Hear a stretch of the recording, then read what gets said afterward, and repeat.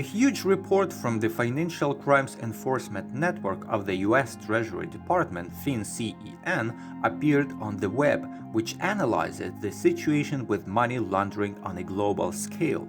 The organization analyzed its own activities and reports that against the background of an increase in the number of dubious or outright criminal transactions, the organization's staff has been reduced by 10%.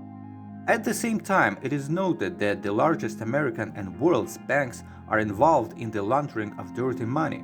These include JPMorgan, Deutsche Bank, Standard Chartered, and Bank of New York Mellon, Barclays Bank, and a number of other financial institutions. Moreover, for a number of transactions, it was possible to go through the entire chain and reach either the Taliban or the Russians or other terrorists. At the same time, it is noted that the volumes of such transactions are so large that if they could be stopped at the same time, it is difficult to imagine what such actions would lead to.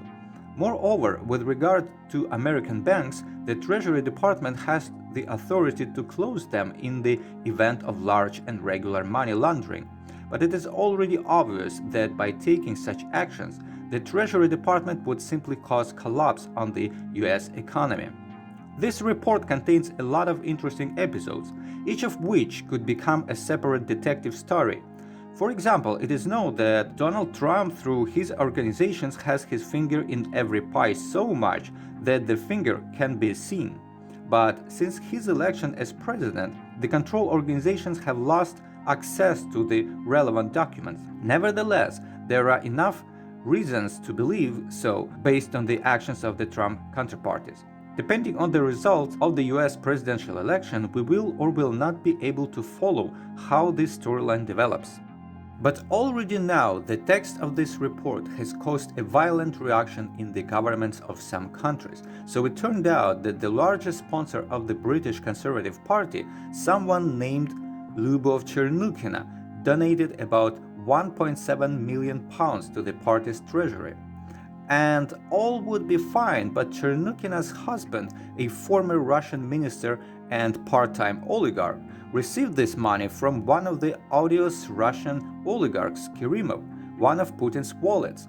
Kerimov himself is being long under US sanctions. The Chernukhin family moved to England back in 2004 and received British citizenship, probably in the form of the notorious Golden Passport. And for a long time, they simply lived their lives squeezing into the upper circles of British society. In the end, it was Lyubov Chernukhina who began to make significant contributions to the treasury of the Conservative Party.